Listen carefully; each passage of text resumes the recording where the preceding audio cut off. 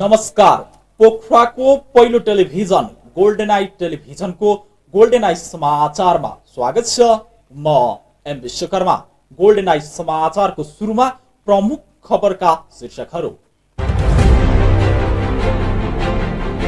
नेपालका विभिन्न 38 जिल्लामा फैलिएको कोरोना भाइरस दिनदिनै बढ्दै एकै दिनमा 50 जनामा संक्रमण देखिएको स्वास्थ्य मन्त्रालयको भनाइ।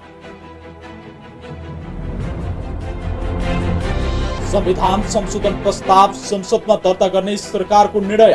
नेपालको नक्सा कार्यान्वयनका लागि निशान छाप परिवर्तन गर्ने तयारी।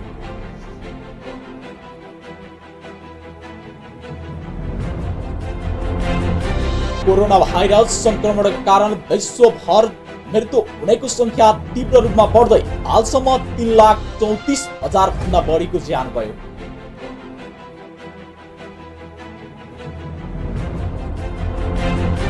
र कोरोना रोकथामका लागि सरकारले जारी गरेको लकडाउनको 2 महिना पूरा पछिल्लो समय संक्रमितको संख्या बढ्दै गएपछि सरकारद्वारा पास वितरणमा कडाई।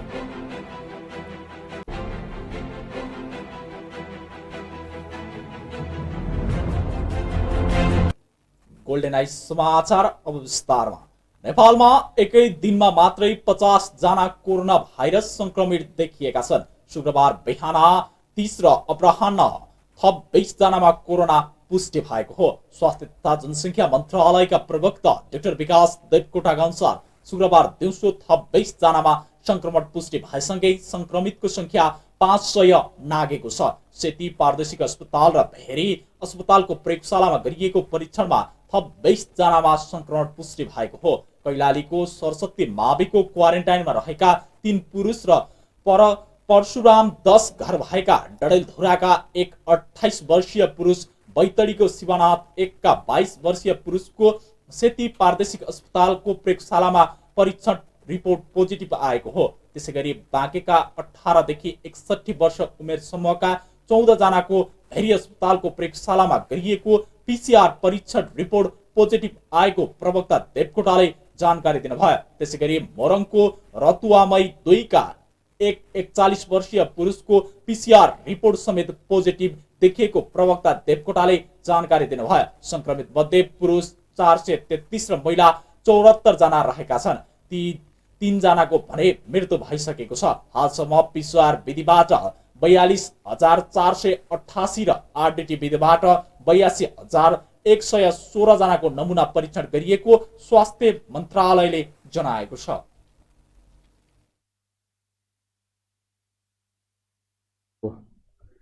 संख्या 19 जना रहेको छ। सेती प्रादेशिक अस्पतालमा भएको प्रयोगशालामा कैलाली जिल्लाका 3 जना पुरुषहरू, 19 वर्षीय, 23 वर्षीय र 26 वर्षीय पुरुषहरू, उहाँहरू सबै सरस्वती मावि क्वारेन्टाइन जानकी गाउँपालिका कैलालीका हुनुहुन्छ। त्यसैगरी डडेलधुराका 1 जना 28 वर्षीय पुरुष, परशुराम 10 डडेलधुराका, उहाँ चाहिँ डडेलधुरा अस्पतालबाट उहाँको नमुना परीक्षणको लागि पठाइएको थियो।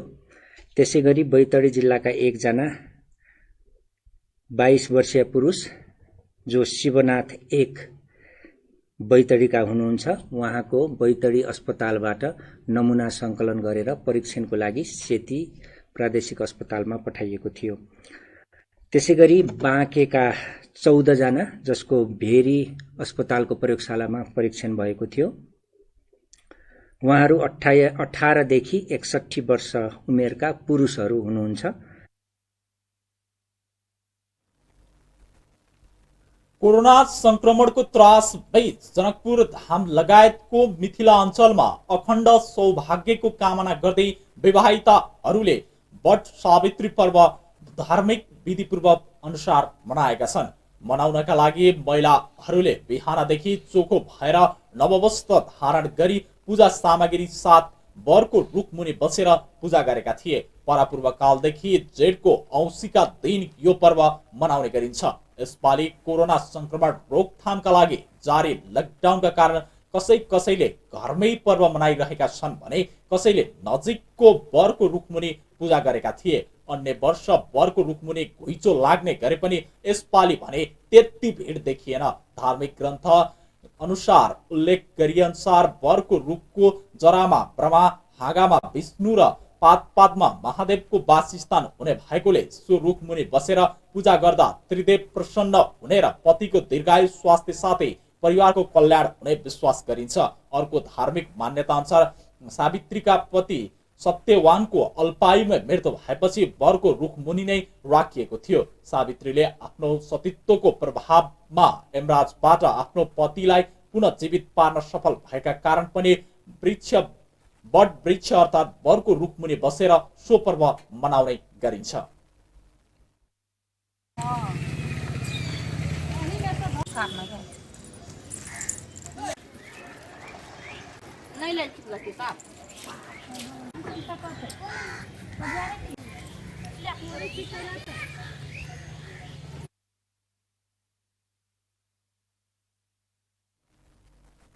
सरकारले संविधान संशोधन प्रस्ताव संसद सचिवालयमा दर्ता गराएको छ।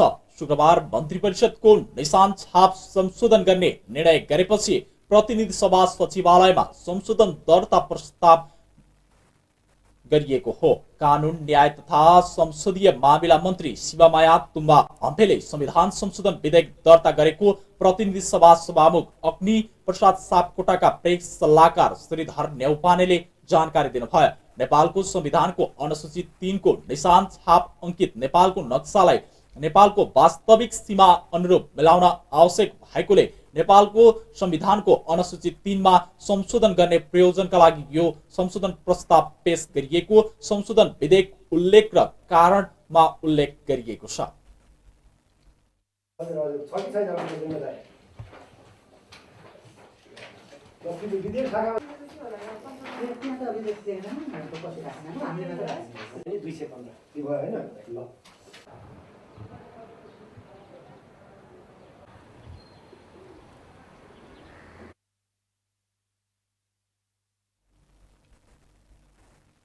सरकारले संविधानको अनुसूचीमा भएको निशान छापमा रहने नेपालको नक्सालाई पनि नयाँ नक्सा अनुसार बनाउनका लागि संविधान संशोधन प्रस्ताव संसदमा दर्ता गर्ने निर्णय गरेको छ। शुक्रबार बसेको मन्त्री परिषद बैठकले जेठ 13 मा संसद बस्नु अगावै संविधान संशोधन दर्ता गर्ने निर्णय गरेको हो। संविधानको अनुसूची 3 मा निशान छाप सम्बन्धी व्यवस्था छ। संशोधन प्रस्ताव पारित भएपछि नेपालको निशान छापमा पनि सरकारले बुधबार जारी गरेको कालापानी, लिपुलेक र लिम्पिया धोरा सहितको नक्सा हुनेछ।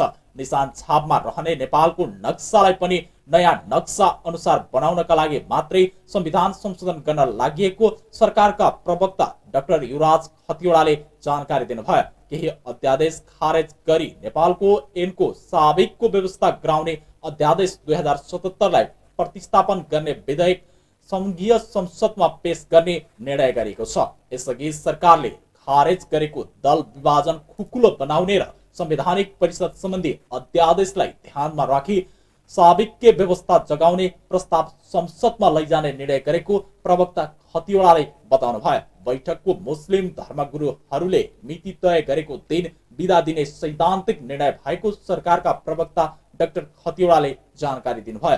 कुन दिन बिदा दिने भन्ने निर्णय भने गरिएको छैन। नेपालको नक्सालाई नेपालको वास्तविक सीमा अनुरूप मिलाउन आवश्यक भएकोले यो संविधान संशोधन गर्नु परेको र मूलतः यो अनुसूची 3 र निशान छापलाई संशोधन गर्न मात्रै प्रयोजनको लागि संविधान संशोधनको प्रस्ताव संघीय संसदमा पेश गर्ने निर्णय मन्त्री परिषदले गरेको हो। दोस्रो निर्णय चाहिँ केही अध्यादेश हामीलाई थाहा छँदैछ। ती अध्यादेशहरू खारिज गरी नेपाल ऐनको साबिकको व्यवस्था जगाउने अध्यादेश 2077 लाई प्रतिस्थापन गर्न बनेको विधेयक संघीय संसदमा पेश गर्न स्वीकृति प्रदान गर्ने भन्ने निर्णय भएको छ। यो चाहिँ यस अघि जारी गरिएका र चाहिँ खारिज गरिएका अध्यादेशहरू र चाहिँ पुराना कानुनहरूलाई फेरि जगाउने किसिमको विधेयक हो। त्यो यसमा मैले त्यति स्पष्ट गर्न चाहेँ। तेस्रो निर्णय चाहिँ मुस्लिम धर्मावलम्बीहरूको पर्व ईद उल फित्रका दिन सार्वजनिक बिदा दिने भनिएको छ। संवाद गरेरै हाम्रा चाहिँ ती भूमिलाई स्वतः हामीले जुन हाम्रो हो त्यो भूमिलाई उहाँहरूले स्वीकार गर्ने स्थितिमा पुर्याउन हाम्रो प्रयास रहन्छ।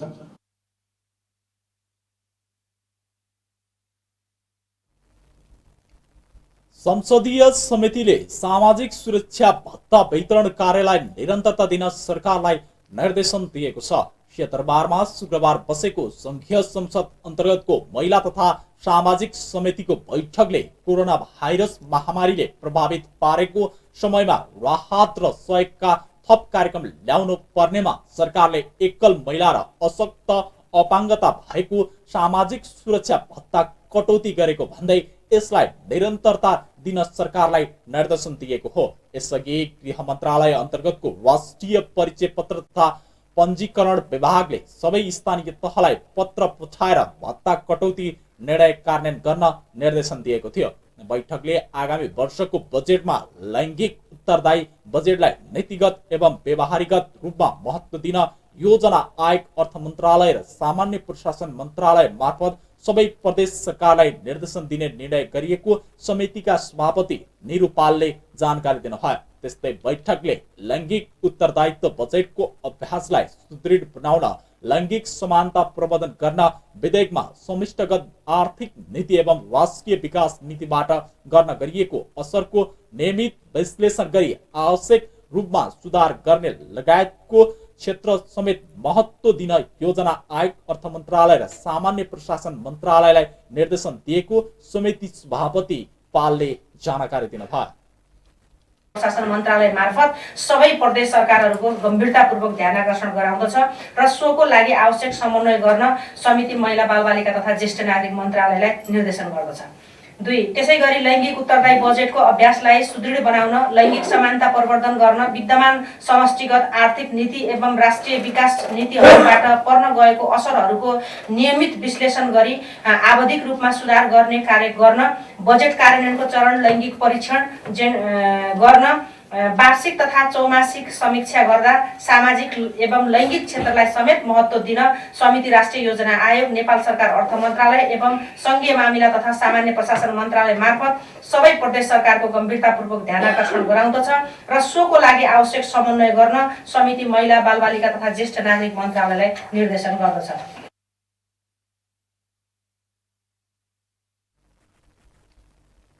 कोरोना भाइरस संक्रमणका कारण विश्वभर 3,34,000 धेरैको ज्यान गएको छ।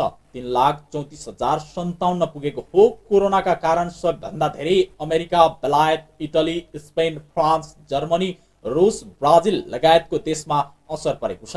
अमेरिकामा 96,000 कोरोना संक्रमितले ज्यान गुमाएका छन्। बेलायतमा 26,042, इटलीमा 32,486, फ्रान्समा 28,215, स्पेनमा 27,940, ब्राजिलमा 20,047ले संक्रमितले कोरोना भाइरसका कारण ज्यान गुमाएका छन्। 46,000 भन्दा धेरै संक्रमित रहेको, स्वास्थ्य अवस्था गम्भीर रहेको छ। भारतमा कोरोना भाइरसबाट संक्रमित हुनेको संख्या 1,18,000 नागेको छ। भारतको स्वास्थ्य मन्त्रालयका अनुसार भारतमा 1,18,447 जना मानिसमा कोरोना भाइरस संक्रमण पुष्टि भएको हो। पछिल्लो 24 घण्टामा भारतमा कोरोना भाइरसका 6,088 नयाँ संक्रमित फेला परेका हुन्। भारतमा कोरोना भाइरसबाट मृत्यु हुनेको संख्या पनि 3,583 पुगेको छ।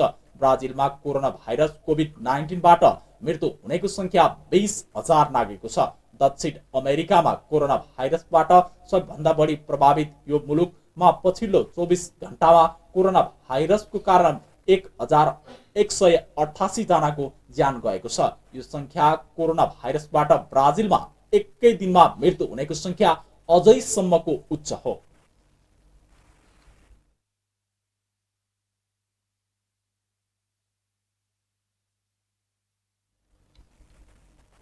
काठमाडौँको मैतीदेवीमा कोरोना संक्रमित देखिएपछि सिल गरिएको स्थानलाई केही खुकुलो बनाइएको छ। कोरोना देखिएको क्षेत्रमा परीक्षणका लागि स्वास्थ्य कर्मी नआएको भन्दै वाडाका जनप्रतिनिधिहरूले संक्रमित बसेको घर र नजिकै रहेको अर्को घरबाहेक अन्य स्थानका सिल खोलिदिएको हो। बारम्बार स्वास्थ्य कर्मीलाई बोलाउँदा पनि नआएको वाडाका प्रतिनिधिहरूले गुनासो गरेका छन्। यसअघि रामेछाप घर भई मैतीदेवीमा डेरा बस्दै आएका एक युवकमा कोरोना संक्रमण देखा परेपछि राजधानीको मैतीदेवी क्षेत्र सिल गरिएको छ। रामेछापको खाँडदेवी एकका स्थायी घर भई मैतीदेवीमा डेरा गरी बस्ने पुरुषमा संक्रमण पुष्टि भएपछि मैतीदेवी मन्दिरदेखि प्रहरी बेडसम्मको क्षेत्रलाई सिल गरिएको छ। 10-12वटा घर पूर्ण रूपमा सिल गरिएको थियो।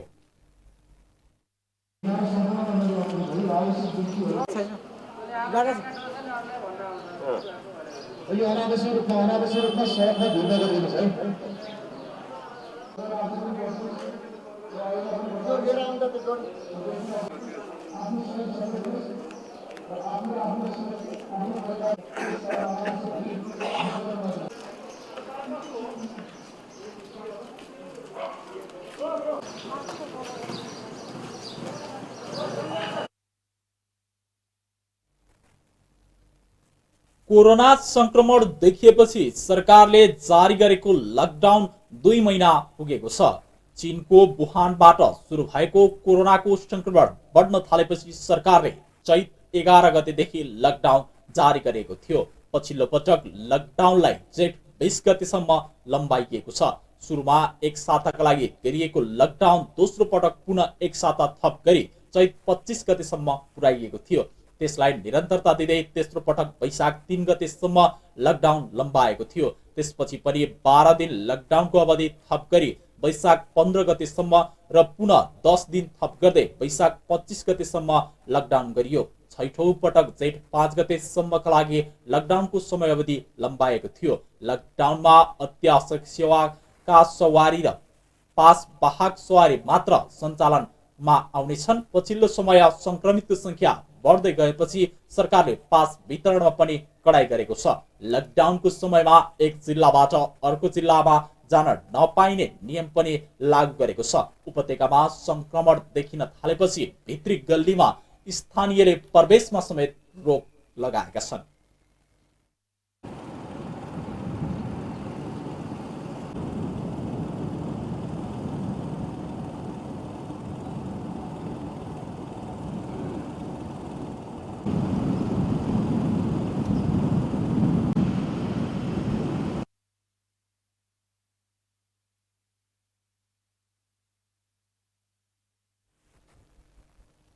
यिनै खबरहरूसँगै हामी गोल्डन आइज समाचारको अन्त्यमा आइपुगेका छौं। अन्त्यमा हेडलाइन्स। नेपालको विभिन्न 38 जिल्लामा फैलिएको कोरोना भाइरस दिनदिनै बढ्दै एक दिनमा 50 जना संक्रमित देखिएको स्वास्थ्य मन्त्रालयको भनाइ। संविधान संशोधन प्रस्ताव संसदमा दर्ता गर्ने सरकारको निर्णय। नेपालको नयाँ नक्सा कार्यान्वयनका लागि निशान छाप परिवर्तन गर्ने तयारी।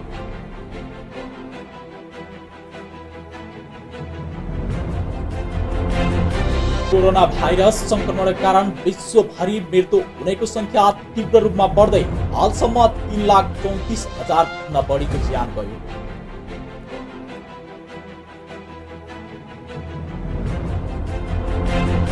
र कोरोना रोकथामका लागि सरकारले जारी गरेको लकडाउनको 2 महिना पुरा पछिल्लो समय संक्रमितको संख्या बढ्दै गएपछि सरकारद्वारा पास वितरणमा कडाई।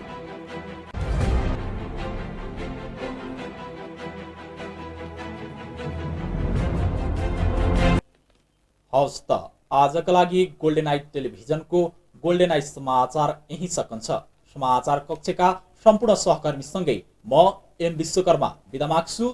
कोरोनाबाट बच्न बेला बेलामा साबुन पानीले हात धुने गरौँ। नमस्कार।